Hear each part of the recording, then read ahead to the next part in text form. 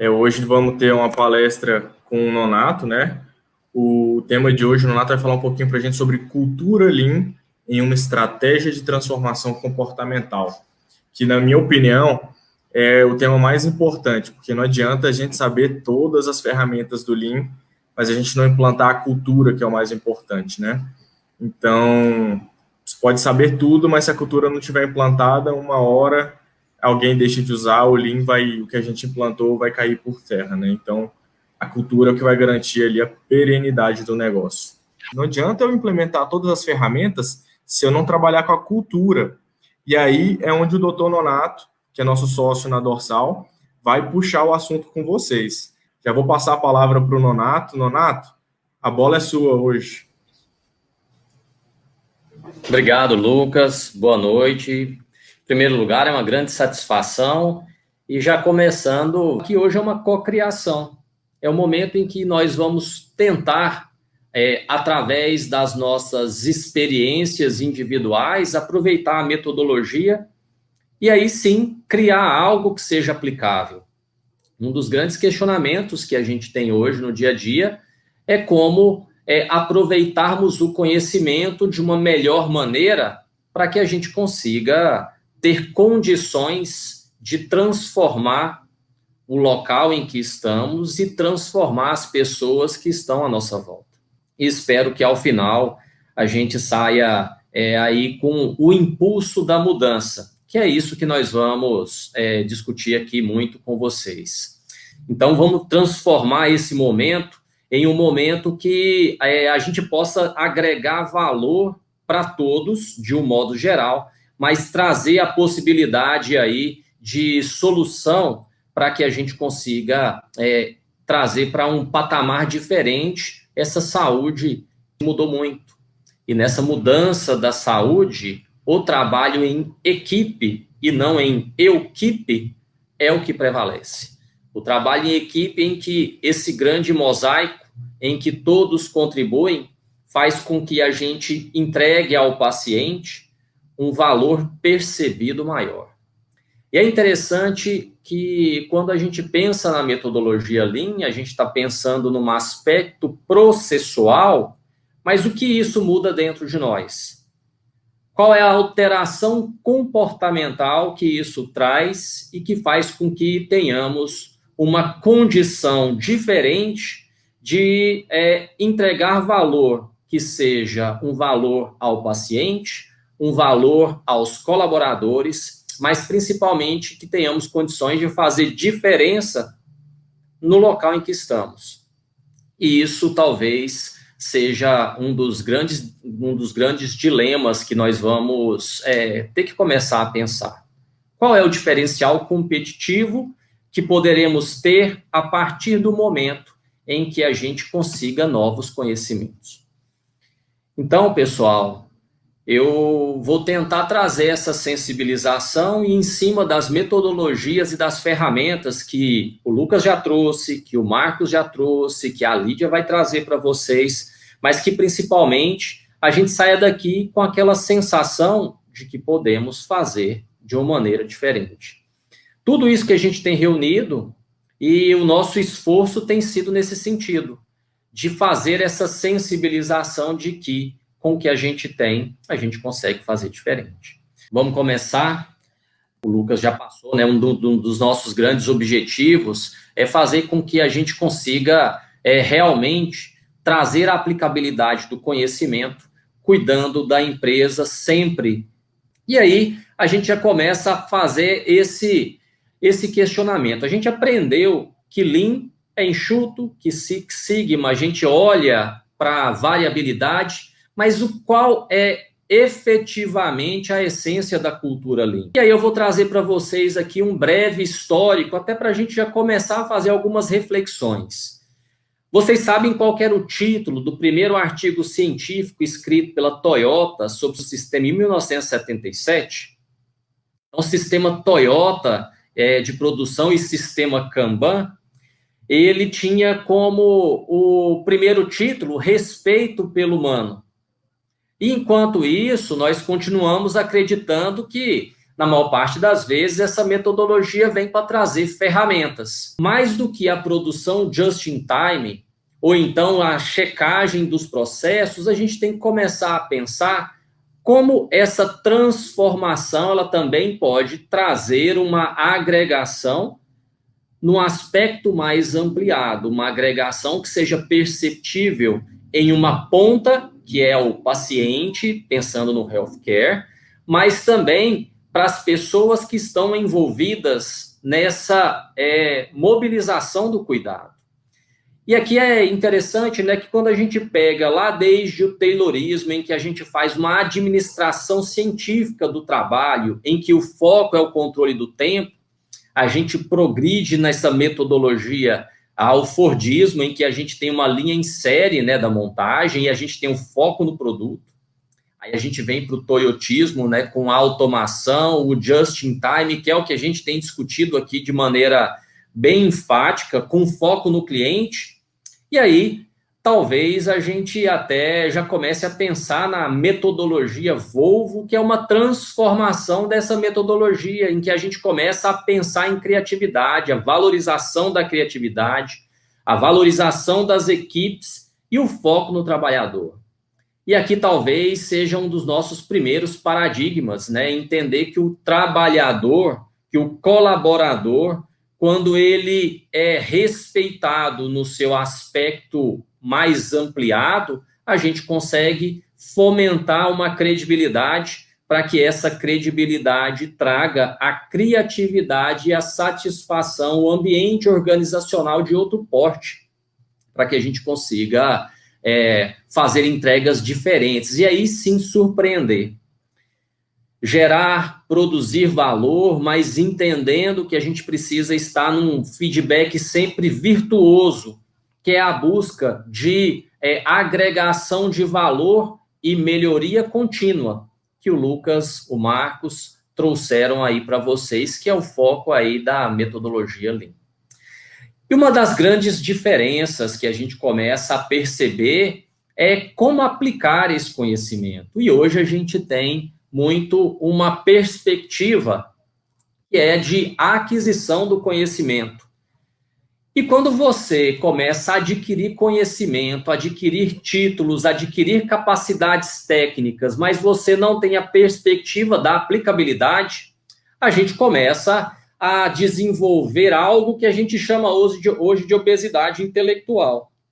Ou seja, do que adianta tanto conhecimento, do que adianta tanto desenvolvimento de ferramentas se a gente não consegue entender a possibilidade de aplicação desse conhecimento. E aqui vem uma grande observação que é feita pelo IHI, que eles chamam de Gap No Do, e que é o 8º desperdício Lean que o Lucas trouxe para a gente, que é o desperdício de conhecimento, em que, principalmente, a gente começa a fazer uma utilização, hiperutilização do conhecimento, mas sem aplicabilidade.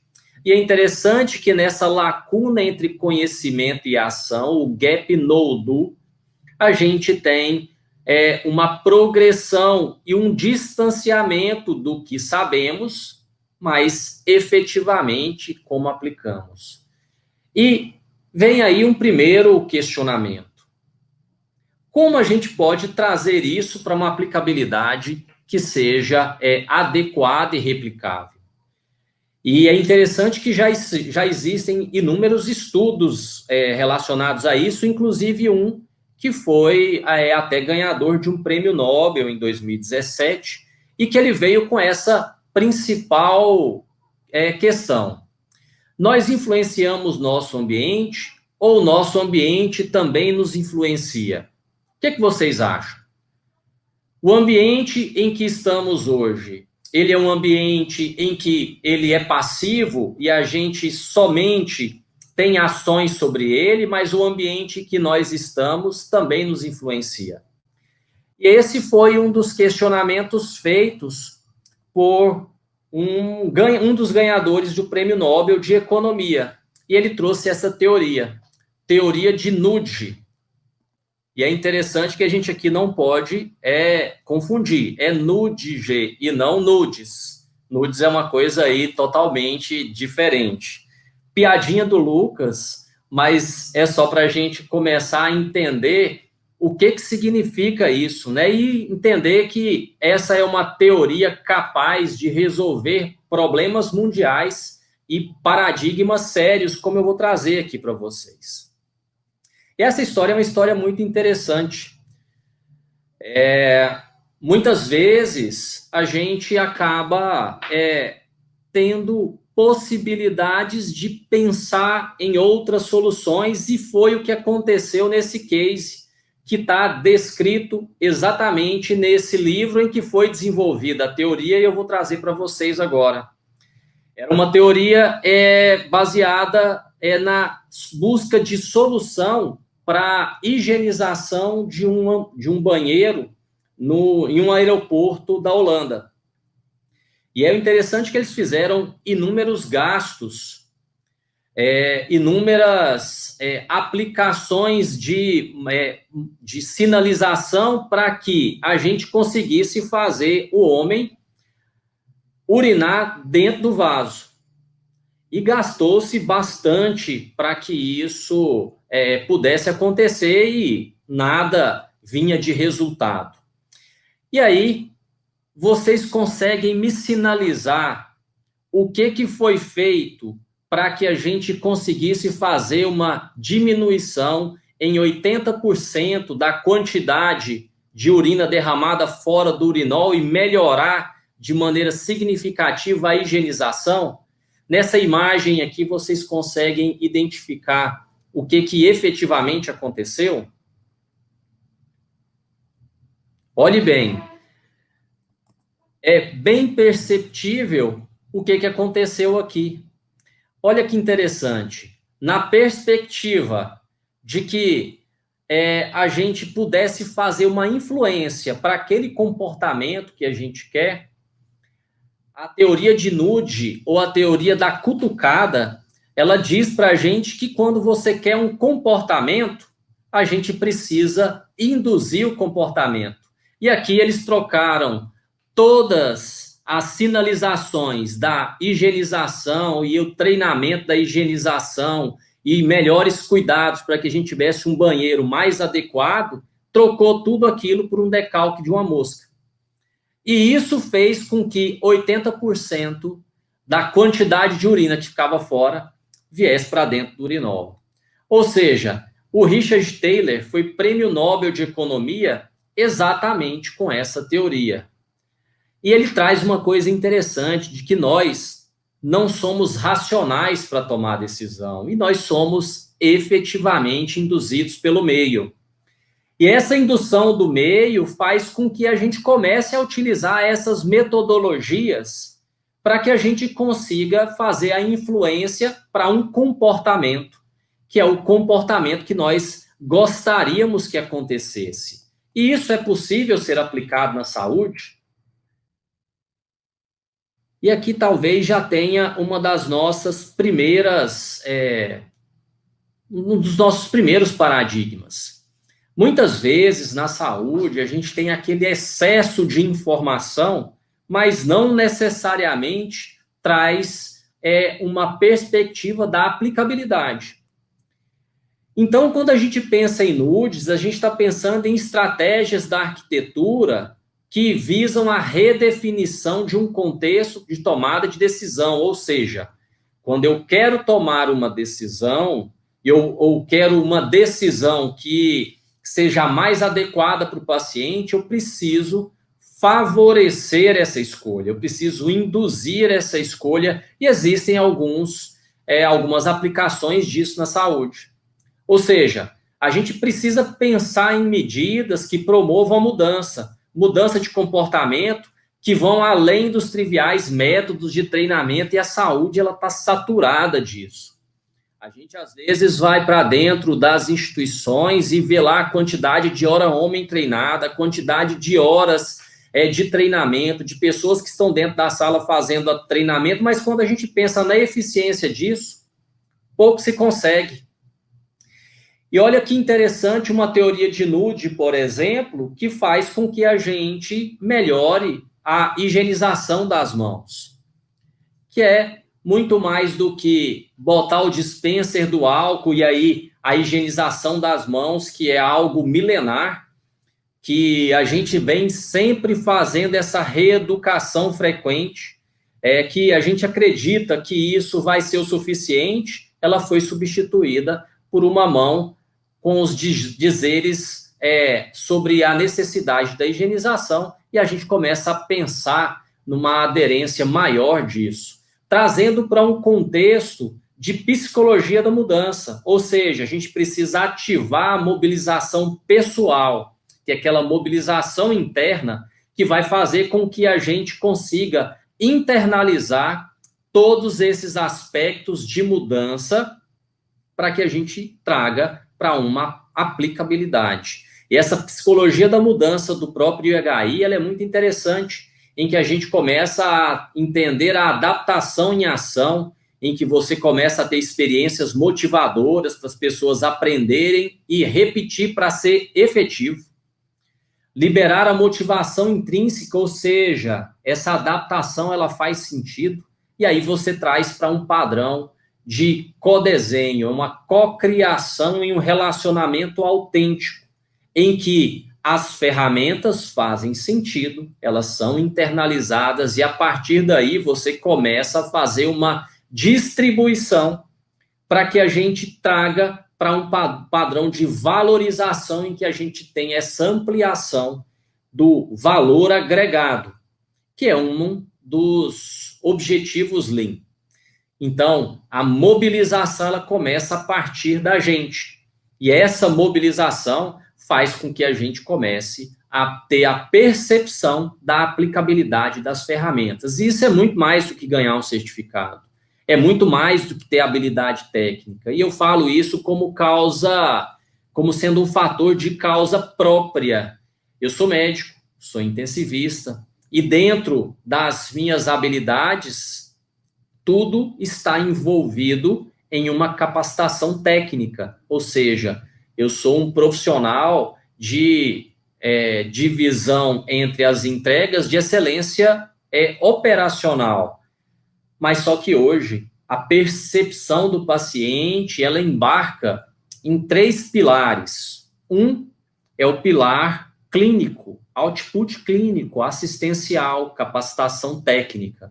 O outro é um output, é um valor processual, coordenação de ações processuais para que o encadeamento do processo entregue um valor diferente. E outro é um valor experiencial, em que a gente começa a ter um foco naquilo que o paciente quer, para que a gente traga um alinhamento entre expectativa e realidade e consiga trazer uma otimização da entrega clínica, integrado com todos os processos participantes, e aí uma percepção de valor ao paciente, trazendo um valor global em que todos da cadeia façam uma agregação de valor pessoal, e aí a entrega ela vem para um porte diferente. E esse é o segredo, é a aplicabilidade do conhecimento, é a execução. E eu fiz toda essa apresentação da teoria de nudes ou da economia comportamental, trazendo para vocês de que isso hoje é um estudo que já rendeu um prêmio Nobel para um psicólogo na área da economia, mas que principalmente hoje, muito mais do que ter conhecimento técnico, precisamos trabalhar com colaboração, precisamos trabalhar com uma entrega que seja em equipe, mas principalmente que consigamos ter a condição de aplicar o conhecimento e execução. O segredo hoje é execução. Nós não tivermos condições de pegarmos essa ferramenta e trazermos para algum grau de aplicação, de análise crítica e aplicação, tudo isso aqui vai entrar em um conceito da obesidade intelectual e obesidade até tecnológica. Porque muito mais do que ter conhecimento, precisamos aplicar esse conhecimento. Hoje, dentro de todo esse conhecimento que vocês têm, o que efetivamente vocês conseguem trazer de aplicação para o seu dia a dia. Mais do que o certificado que vocês vão ter aqui, todos vão ter, eu quero que vocês reflitam em como fazer a aplicação desse conhecimento. Isso para a gente, da Dorsal, é o que mais traz significado, discutindo vários conceitos da filosofia Lean, mas que principalmente isso faça sentido, que a mobilização pessoal comece a partir daqui, e aí sim a gente tenha condições de trazer a mudança genuína. E a mudança genuína é aquela mudança cultural, e a gente sabe que a mudança cultural ela começa a partir da mobilização interna. Então, pessoal, hoje eu vou trazer para vocês algumas aplicações de ferramentas que já descrevemos aqui, mas principalmente com análise crítica da mudança. E essa análise crítica da mudança, ela é replicável. E a gente tem que trazer a aplicabilidade do conhecimento para execução. Hoje, quem executa tem um diferencial competitivo que é percebido por todas as instituições de saúde, por todas as instituições de indústria, e vai nos possibilitar alavancar aí no mercado de trabalho. E aqui eu vou trazer um case para vocês. A gente estava em uma instituição fazendo a aplicação das ferramentas, uma delas é o 5S, e a gente começou a ver que tinha muitas medicações distribuídas na instituição. Essas medicações, elas não eram devolvidas, e a gente começou a perceber um aumento do valor de compra, do gasto de um setor que estava sendo cumulativamente maior, e a gente não tinha uma explicação. E a gente trouxe as ferramentas que, de um modo geral, trouxe a percepção de que estava tudo sendo aumentado, mas onde estava o problema?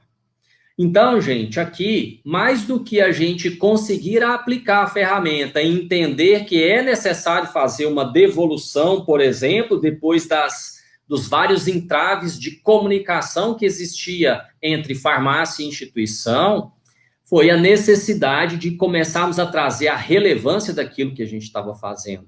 E aqui era uma instituição que ela tinha no seu DRE um valor X para compra, e foi se aumentando. Mas será que tinha necessidade?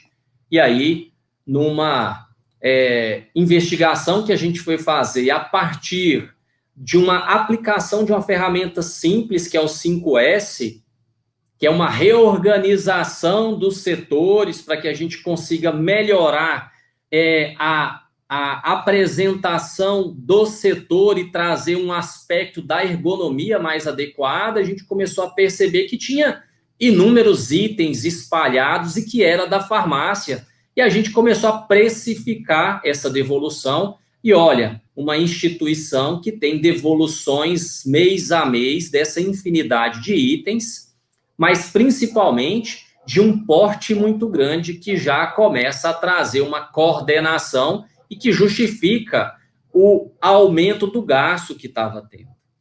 E é interessante que a gente tinha o setor farmácia isolado, enxergando que estava tendo um rombo, sem ter a percepção de onde estava tendo esse rombo, mas quando a gente trouxe todo mundo para uma cocriação de solução, a gente começou a perceber o impacto, por exemplo, que os setores de internação que não estavam fazendo a devolução das medicações estavam possibilitando ou estava criando no estoque. Ou seja, a gente tinha itens que eram dados baixas no estoque e que depois já geravam uma nova compra, mas não necessariamente esses itens estavam sendo utilizados, estavam espalhados aí em toda a instituição, uma instituição grande de quase 400 leitos. E para a gente trazer um aspecto interessante, a gente pegou um item apenas, que foi de um mês de junho, que é uma devolução de um antibiótico, e aí quem é da área da saúde entende que polimixina é um antibiótico usado aí para multiresistência e que a gente tem que tomar cuidado aí com a utilização, mas que isso estava espalhado, representando o mês de junho, 492 itens de um total de 24.515 itens que foram devolvidos.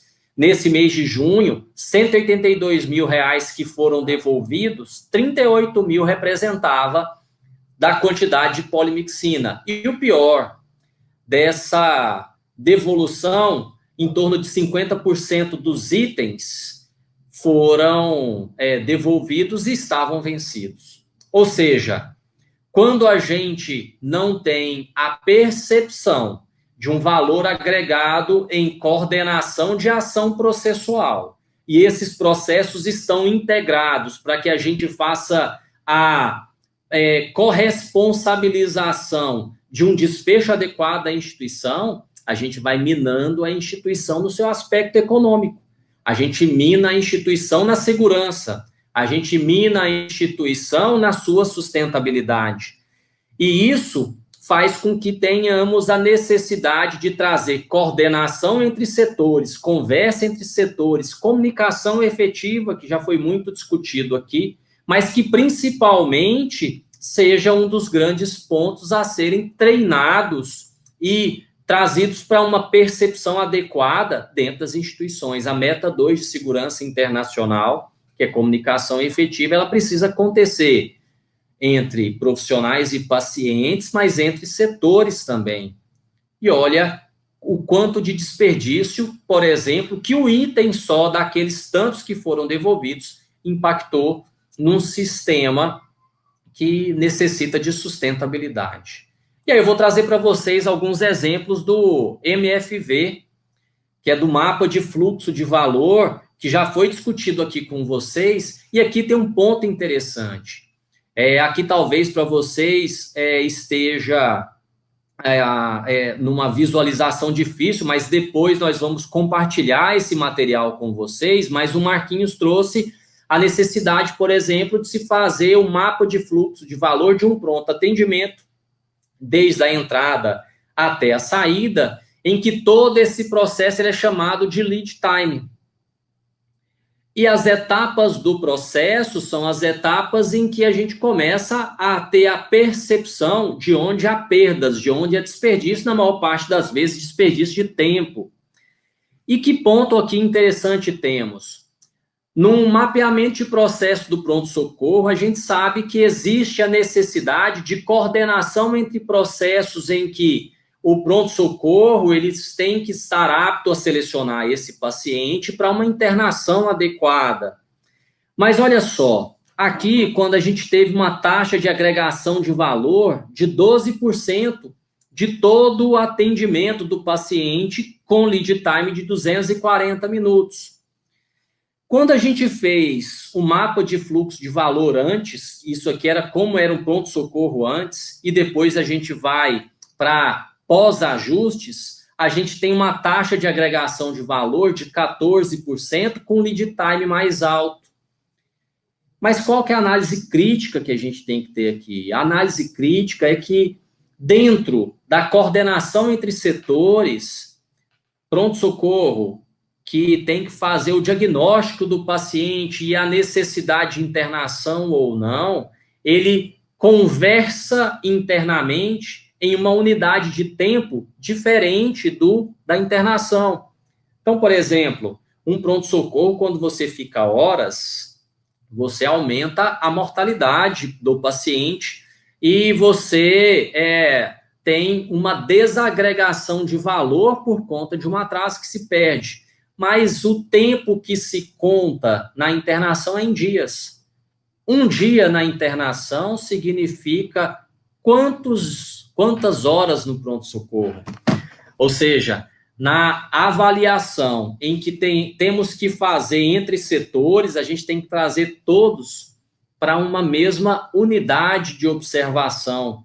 Eu não posso, por exemplo, ter pronto-socorro, e foi aqui a descoberta que a gente fez nesse MFV, de que o pronto-socorro ele contava a passagem do paciente em horas, mas a unidade de internação atrasava um dia, que representava 24 horas no pronto-socorro. Um dia para unidade de internação não é nada, mas representa 24 horas de atraso para um pronto atendimento. Então, a necessidade de termos uma coordenação de processos, pronto atendimento e unidade de internação, traz, inclusive, a necessidade de termos a percepção da utilização da mesma unidade de tempo. E aí, sim, os setores começam a entender qual que é a dor um do outro, e eles começam a se ajudar. Então, muito mais do que a gente conseguir calcular a taxa de agregação de valor, a taxa de não agregação de valor, o lead time, muito mais que isso, é a condição que temos que ter de olhar o processo. E aí, quando você faz o MFV, você trabalha o processo que antes é invisível e traz para um padrão visível, com uma participação de todos que entregam o setor, todos que fazem com que a entrega do setor aconteça de maneira adequada, e aí sim, todos na mesma página têm condição de fazer uma participação mais adequada. Eu trago uma experiência interessante de que muitas vezes a participação em grupo e trazer o processo para que ele seja visibilizado, visualizado de uma maneira adequada, faz com que a gente tenha a possibilidade de agregar a equipe. Porque muitas vezes a gente está vendo o processo sobre focos diferentes. E essa é uma das principais funções da gestão. A gestão, ela edifica pessoas. A gestão, ela faz a aglutinação de participantes do processo para que a agregação de valor final e a entrega seja adequada. Mas a gestão, ela tem que estar onipresente, olhando de cima um processo, entendendo como ele se movimenta para a entrega de valor.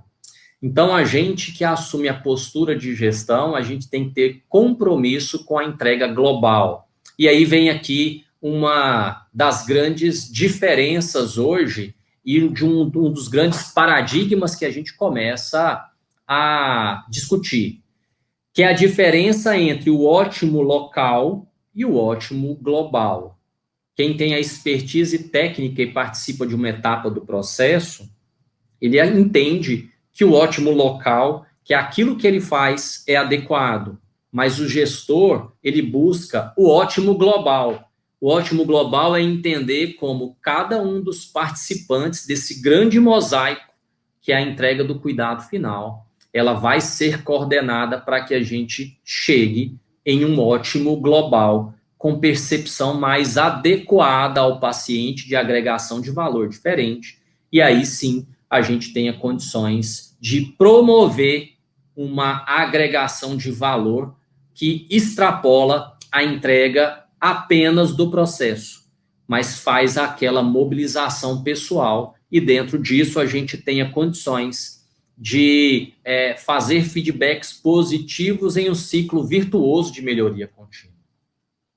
E aí, pessoal, a gente pode aplicar o MFV ou o VSM, né, que é o Value Stream Map, em todos os setores, mas entendendo que o objetivo, muito mais do que aumentar a agregação de valor, é termos a percepção de podermos fazer análise crítica adequada e tomadas de decisões que sejam adequadas. Aqui no centro cirúrgico, por exemplo, ontem a gente teve aqui o Marcos Rossi, ele perguntou sobre a aplicação do Kamishibai, que ela pode ser perfeitamente utilizada no centro cirúrgico. Eu, por exemplo, utilizo e acho interessante, mas com o aspecto de que a gente começa a observar algumas redundâncias e que, ao final, a gente consegue uma agregação de valor maior, um processo que ele é mais enxuto e que, ao final, a gente ganha em produção. Aqui é interessante que nessa avaliação do centro cirúrgico, a gente pegou, por exemplo, o número de cirurgias por hora, e a gente viu que tinha alguns períodos ali das 8 às 11 e das 14 às 17, em que essa cirurgia, elas aconteciam em porte maior.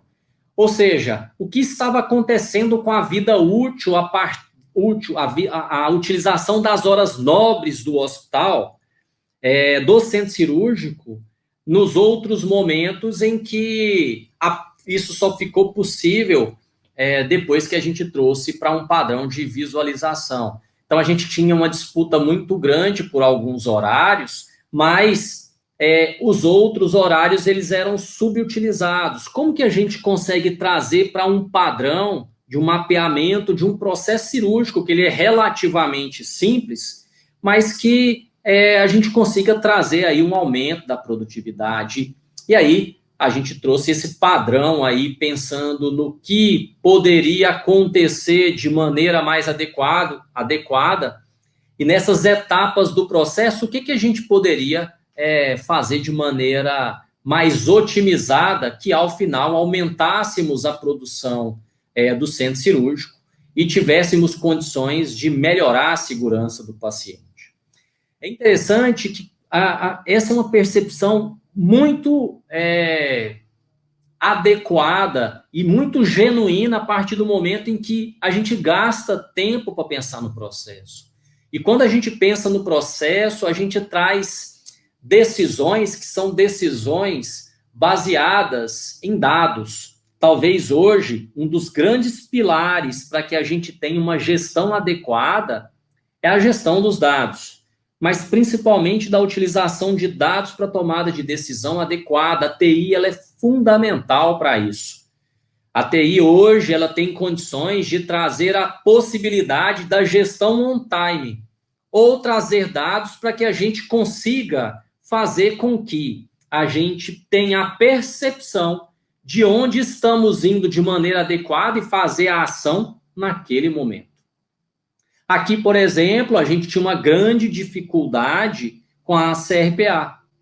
E aí a gente poderia otimizar entendendo que se ela está muito ocupada aqui, possivelmente existe uma desarticulação na saída desse paciente, uma engrenagem que provavelmente estava emperrada porque a entrega da informação do paciente que saía, ela estava acontecendo atrasada. Então, a gente começa a perceber que muitas vezes a gente faz um mapeamento de um setor, mas ele está ligado a outro para o desempenho. Por isso que o mapeamento de processos faz com que a gente tenha a percepção da dificuldade que a gente está tendo. E se a dificuldade ela é intrínseca ou está envolvido também fatores extrínsecos, que era o que acontecia aqui. A maior parte dos pacientes estavam ficando em CRPA porque a gente estava tendo, por exemplo, atraso nas altas. E como não tinha disponibilização do leito, a gente não tinha condição de desocupar a CRPA. E olha como o efeito em cadeia ele acontece. Se a gente não tira a CRPA, cirurgias não acontecem, tem cancelamento. Ou seja, o gargalo ele vai migrando a partir do momento em que você tem a visão do que está acontecendo. E a visão do todo faz com que a gente comece a ter uma gestão baseada em dados, que é diferente de uma gestão baseada em feeling. E aí vem um dos grandes conceitos, né? Todo problema complexo, ele precisa de soluções que são mais articuladas. E o que habitualmente acontece, para todo problema complexo, existe uma solução simples, elegante e totalmente errada. E é nesse sentido que a gente precisa começar a tomar decisões pautadas em dados, pautada na visão em relação àquilo que a gente quer. Pensando que o mapeamento do processo de um setor, ele faz com que a gente observe a entrega e, a partir disso, otimize a partir das nossas engrenagens para que essa entrega aconteça de maneira mais eficiente, mais adequada, mas que principalmente que tenha percepção pelo paciente. E aí, a gente já começa a extrapolar as possibilidades com a ferramenta, né? A gente começa a observar perfis epidemiológicos. A partir do perfil epidemiológico, a gente começa a trazer algumas aplicações. Por exemplo, se você está no seu pronto-socorro e percebe que seu pronto-socorro, para aquele perfil ao qual você está inserido, você tem um perfil de pacientes de baixa complexidade, você já começa a fazer uma segmentação usando a teoria das filas e buscar soluções como Fast Track ou Super Track, por exemplo. As soluções, elas começam a vir em portes diferentes a partir da análise do dado. Então, você vai aplicando teorias a partir daquilo que você observa. Pronto-socorro, por exemplo, teoria das filas. Por que você faz triagem? Você faz triagem porque você tem uma fila e essa fila existem pessoas diferentes que precisam ser observadas de maneira adequada. Eu não posso colocar todo mundo na mesma fila. Eu tenho que fazer uma segmentação da fila e aí sim eu entendo como tem que ser a minha ação. Se eu tenho um grande número de pessoas e nesse grande número de pessoas eu tenho um volume muito grande de baixa complexidade, por exemplo, eu não posso colocar baixa complexidade com média complexidade com alta complexidade. Aí sim eu crio uma triagem para identificar os meus perfis de gravidade e da celeridade no atendimento. Mas os pacientes de baixa complexidade são os que mais reclamam. Então eu olho isso dentro do meu processo e entendendo que eles estão ficando muito tempo, que é o tempo que todos os pacientes ficam, e aí eu crio, por exemplo, um Fast Track ou Super Track para atendimento exclusivo desse paciente. Mas a gente sempre está envolvido aí sobre a teoria das restrições. Essa teoria das restrições está muito mais no campo pessoal, que muitas vezes a gente, a partir da primeira dificuldade, faz com que a gente já não trabalhe da maneira como gostaríamos, pensando que essa dificuldade não vai poder ser rompida ou ser passada. Então, nesse sentido, a gente começa a trabalhar com um setor que muitas vezes ele está envolvido com uma cultura que há muito tempo faz do mesmo jeito, mas você já faz a percepção de como a gente pode agir de maneira adequada a partir da visão processual e da análise dos dados da maneira adequada. A identificação do perfil epidemiológico, que é um dos fatores que a gente pode trazer para um valor de análise adequada, faz com que a gente tenha decisões diferentes e comece a tomar decisões diferentes. Eu citei aqui para vocês. Eu gosto muito da lei de Homer porque ela é interessante, que ela diz que a saúde, ela sempre é um setor com demanda autogerada. Ou seja, na maior parte das vezes, a gente tem superlotação, por exemplo, e uma das primeiras ações, muito mais do que corrigir o processo, é botar leitos extras. Só que quando você coloca leito extra achando que vai corrigir um problema de superlotação, você piora o problema, porque esses leitos vão ser ocupados. E quando esses leitos são ocupados, a demanda por mais leito vai ser maior. Ou seja, se você aumenta um setor e esse setor está disfuncional, você vai aumentar o problema, porque a gente pega uma solução que deveria vir para um problema complexo e aplica uma simplicidade. Problemas complexos, soluções complexas. Problemas simples, soluções simples. E nesse sentido, se você tem um problema complexo e traz uma solução elegante, mas não adequada com os dados, você vai piorar o problema. Essa é a maior dificuldade de grande percentual dos hospitais públicos do Brasil. A gente tem uma demanda muito grande, que ela não é equalizada de acordo com a nossa capacidade, e a gente não trabalha com eficiência.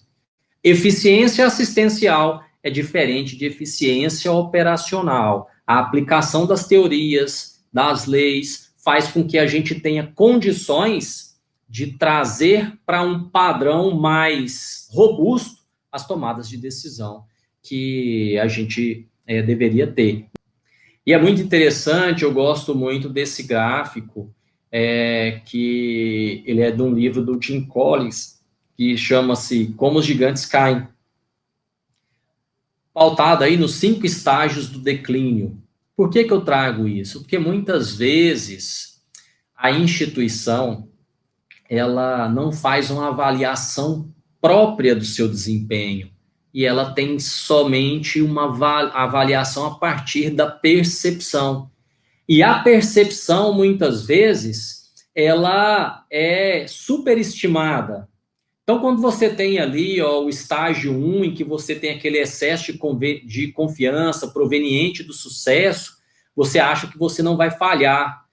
E aí você, a partir disso, achando que o resultado está adequado, você começa a busca indisciplinada por mais, você aumenta a escala e às vezes você é submetido a isso sem estar percebendo, você não tem a negação dos riscos e perigos no estágio 3 e vai tendo o negligenciamento dos dados negativos, vai tendo uma superestimação do viés positivo, ou você fala assim, não, isso vai acontecer com qualquer um. E é nesse sentido que a gente vai perdendo a gestão. De maneira que grandes empresas já tiveram declínio por isso. E eu estou trazendo isso porque, às vezes, nós estamos inseridos no contexto de gestão e da busca de trazer a sustentabilidade da empresa e nós nos pegamos, muitas vezes, passando por cada um desses estágios e levando gradativamente a instituição ou o seu setor para a irrelevância ou a morte.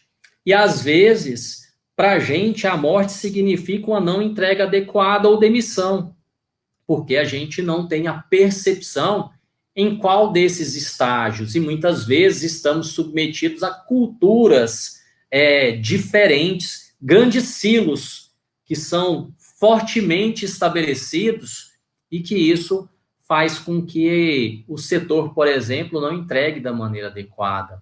Então, de uma maneira mais setorial, os 5 estágios do declínio, ele pode ser aplicado para os setores em que estamos atuando também. E se você busca conhecimento para aplicar e trazer uma performance diferente, essa análise com a gestão, ela é muito adequada. E aí o Lucas trouxe para a gente já até essa reflexão. A reflexão, por exemplo, do quanto hoje, às vezes, estamos inseridos em grupos de gestão familiar, por exemplo, ou poucos profissionais, em que a gente observa isso e que pouco temos condições de se fazer. Mas a gestão estruturada em dados, o setor que ele tem posse dos seus dados, a análise crítica dos seus dados, tem condição de mostrar isso de maneira mais adequada. A gestão baseada em dados hoje, ela é um diferencial competitivo para a instituição, mas fundamentalmente diferencia o bom gestor. E não é incomum, muitas vezes, chegarmos, por exemplo, no seu setor ou num setor qualquer do hospital, e a gente pergunta, me mostre por que o seu setor é bom baseado em algum indicador que você afere, e a pessoa não ter condição ou não saber como mostrar se o seu setor é bom a partir de dados que você afere no seu dia a dia. A gente hoje precisa entender que a boa gestão ela passa pela necessidade de entregas diferentes do que apenas levantar e ficar 12, 8 horas na instituição. A gente precisa ser diferente. Se você busca conhecimento, é para se mobilizar, mobilização pessoal e fazer com que você chegue a uma entrega diferente daquilo que é o habitual. O jeito Disney de administrar o hospital, ele tem como a sua primeira premissa common sense, but not common practice. Ou seja, o senso é comum, mas a prática não precisa ser comum. Isso é uma coisa muito simples. Todos nós temos formações diferentes, mas estamos num nicho em que muita gente forma. Eu sou médico, quantos milhões de médicos não existem? Mas o que eu faço que me diferencia? Talvez seja essa a mobilização pessoal que a gente tem que começar a ter a partir do momento em que a gente comece a ter novos conhecimentos. Agora, quando a gente fala, e eu já estou caminhando para o final, tá, pessoal? Eu sei que eu estou falando muito aqui, mas não estou querendo me alongar. A mudança é fácil? Ela não é.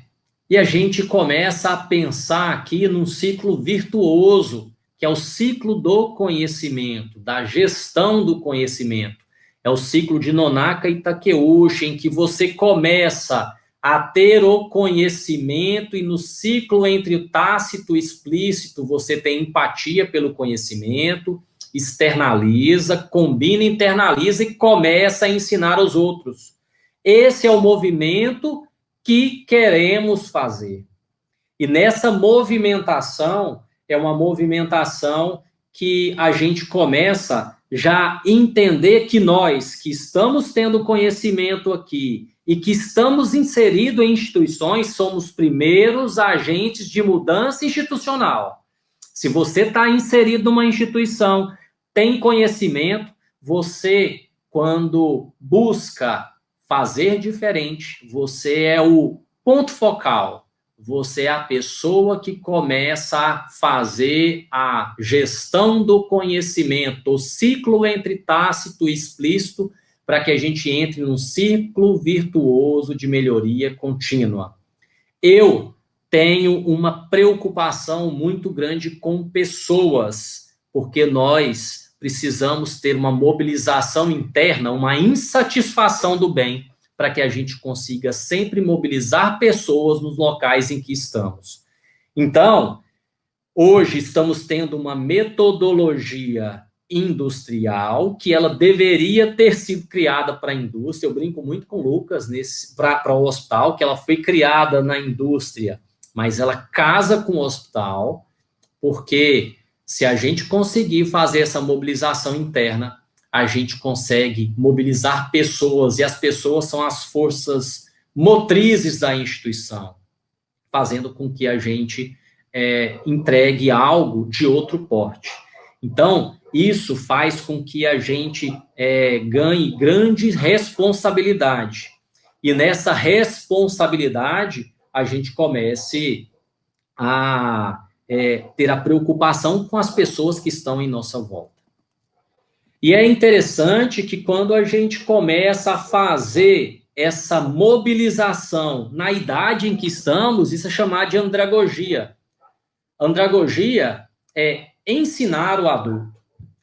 E é interessante que hoje, no século XXI, Alvin Toffler diz isso para a gente, né, que o analfabeto do século XXI não é aquele que não sabe ler e escrever, é aquele que não sabe aprender, desaprender e reaprender. E na fase que estamos, ensinar o adulto é muito difícil. Então, a perspectiva da gestão de conhecimento e reaprender aquilo num ciclo virtuoso e num ciclo muito rápido, que é o mundo que vivemos hoje, é algo que a gente tem que começar a abrir para a possibilidade de buscarmos e estarmos sempre atuantes em um outro nível de profissional, que é o que o mercado busca hoje, e é o tipo de entrega que a gente tem que fazer. E é interessante que esse faz parte de todo um estudo que foi feito por Kübler-Ross. Essa curva, se vocês não sabem, é uma curva que é chamada curva do luto. Ou seja, na mudança cultural, nós vamos passar por isso. Na gestão do conhecimento, nós vamos passar por isso. Na reeducação do adulto, nós vamos passar por isso. Ou seja, você vai passar por um momento de choque, e aí você vai ter uma descrença, mas esse momento é o momento em que você começa a criar novos alinhamentos. E aí você se frustra achando que não vai dar certo. E o Lean é isso, às vezes você vai estar inserido num setor que culturalmente faz de um jeito, e esse jeito é um jeito ineficiente, ineficiência processual, que muitas vezes não é visto na instituição, porque a gente acha que a eficiência é uma eficiência somente assistencial. E aí você vai tentar, você é uma gota num oceano revolto, mas você vai mobilizando pessoas a partir da sua mobilização pessoal, mas é difícil. É difícil mesmo, e você se frustra e entra numa linha de depressão. Esse é o ciclo do conhecimento, é a curva da mudança. E aí você começa a ter 1, 2, 3 pessoas que fazem diferente, aí você já começa a desenvolver novas competências, você vai trazendo mais pessoas, vai tendo novas decisões, você começa a compartilhar conhecimento, vocês que estão adquirindo novos conhecimentos, a partir do momento em que você internaliza isso, vocês são professores naturalmente dos outros. E é assim que as boas coisas acontecem. Integra, você começa a promover uma mudança. E nessa promoção da mudança, você começa a entrar num ciclo de melhoria. O ciclo Kaizen, como o Lucas trouxe para a gente. Ciclo da mudança são ciclos frequentes de autoconhecimento, reajuste daquilo interno e buscar novos desafios. É interessante que a insatisfação frequente é o que nos mobiliza. E nós, como gestores, temos um dos dizeres que Peter Drucker traz, é muito interessante, que ele diz para a gente o seguinte: se você é gestor e chega no seu setor e está tudo muito bem, algo de errado está acontecendo. Porque você tem que ser um mobilizador de mudanças. Então, se está tudo bem, o problema está com você, porque você tem que ser um eterno insatisfeito, buscando ciclos virtuosos de melhoria. Nós, da Dorsal, queremos que, a partir desse conhecimento compartilhado, a gente tenha condições de gerar em vocês aquela insatisfação do bem. Você chegue na sua instituição e enxergue seu ambiente de um jeito diferente, com questionamento. É possível mudar alguma coisa aqui? E aí compartilhar todo esse conhecimento que vocês têm hoje. E é muito interessante, eu gosto muito dessa frase de Toussaint, já estou acabando, pessoal, que ela traz exatamente aquilo que é a minha visão, é a nossa visão em relação ao Lean, que é uma transformação cultural que muda a forma de uma organização trabalhar. Ninguém fica à margem da busca pela descoberta de como melhorar o trabalho diário. Isso exige novos hábitos, habilidades e, muitas vezes, uma nova atitude por toda a organização. Da gestão sênior aos prestadores de serviço da linha de frente, o Gemba. Olhe para esse pessoal, lá estão as melhores soluções. O Lean é uma jornada, não é um destino. Ao contrário de programas específicos, o Lean não tem um final. Criar uma cultura Lean é criar um apetite insaciável pela melhoria. Não há como voltar e, como o Lucas diz para a gente, até em casa a gente começa a fazer diferente. O que eu gostaria muito é que a gente está lidando por um caminho que não é fácil. Mudar a cultura não é fácil. No entanto, é possível. E quando é possível, a gente traz as mudanças que são mudanças genuínas. E é nesse sentido, na perspectiva de mudança genuína, que nós gostaríamos que vocês começassem a aplicar o conhecimento da melhor maneira possível. Apliquem. A execução é o segredo daquilo que nós vamos ter como diferencial competitivo. E as instituições são heterogêneas, e a gente sabe disso. E é por isso que a mudança, ela não vem como algo drástico, ela vem como algo pontual. E a partir do pontual, você começa uma transformação mais ampla. Entendendo que a gente busca, a partir do Lean, o conceito de suficiência, que é fazer o teu melhor na condição que você tem, enquanto você não tem condições para fazer melhor ainda. É um ciclo virtuoso da insatisfação do bem. Então, Então é isso, pessoal. Espero que vocês tenham aproveitado. Então, o Lean, ele traz o processo com essa perspectiva da mobilização e mudança do comportamento pessoal. E eu acredito que se você está em uma instituição e a instituição ela é submetida a alguns comportamentos culturais muito rígidos, talvez a primeira mudança tenha que começar lá. Mas a gente, a partir de uma gestão mais eficiente, começa sim a fazer mobilização e a perspectiva que a gente tem que ter é que se você vai para um setor e você consegue mudar 1% do que estava antes, já é uma grande mudança. São os pequenos passos, as pequenas vitórias que vão nos dar direcionamento aí às grandes realizações. Quando a alta direção apresenta resistência às mudanças, o que fazer? Mudar de empresa é a melhor opção? Essa é uma pergunta complexa, mas a alta liderança, na maior parte das vezes, ela é a primeira responsável pelo impulso da mudança. E muitas vezes, foi o que eu comentei, se a gente não tem essa perspectiva de mudança e é algo que vai muito contra os nossos próprios valores, a gente tem que fazer essa avaliação do que é possível mudar ou não é possível. Talvez a resposta mais lógica seria até mudar, mas eu acho que muitas vezes a gente está inserido em contextos que eles são tão rasos em relação às boas práticas de gestão e isso não é sustentável mais. Você começa a perceber que as grandes redes elas começam a se diferenciar também com boa gestão, que um diferencial de sustentabilidade dessas empresas vai ser ter a perspectiva de uma entrega em outro porte. Então, é uma pergunta difícil. Eu, pessoalmente, não fico em instituições assim, quando você tenta e não consegue, mas a gente precisa tentar.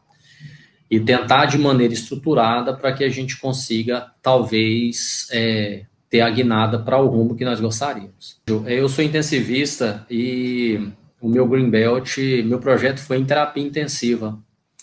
É possível, a gente tem terapia intensiva, os processos assistenciais muito bem estabelecidos, mas as inter-relações com setores não.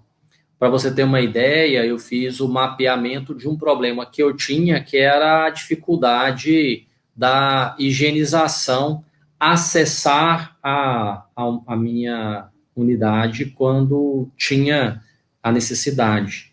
E o que eu acabei utilizando foi o horário de chegada deles e uma sinalização de entrada a partir do momento em que o leito estava disponibilizado, usando carta controle. O processo de terapia intensiva, para a gente começar a ter uma abrangência melhor, o CIPOC já ajuda bastante para a gente fazer um pré-mapeamento do MFV. A gente entendendo que em terapia intensiva, o nosso objetivo como entrega do processo é a estabilização do paciente. Mas as nossas inter-relações são com pronto atendimento para recebimento do paciente instável, com o centro cirúrgico para recebimento desse perfil de paciente. Então, seu MFV ele vai ser pequeno internamente, porque vai estar muito relacionado com troca de informações para processos que são muito pequenos, mas ele vai ter uma relação muito grande com outros setores. A relação do Lean com o corpo clínico é uma coisa interessante.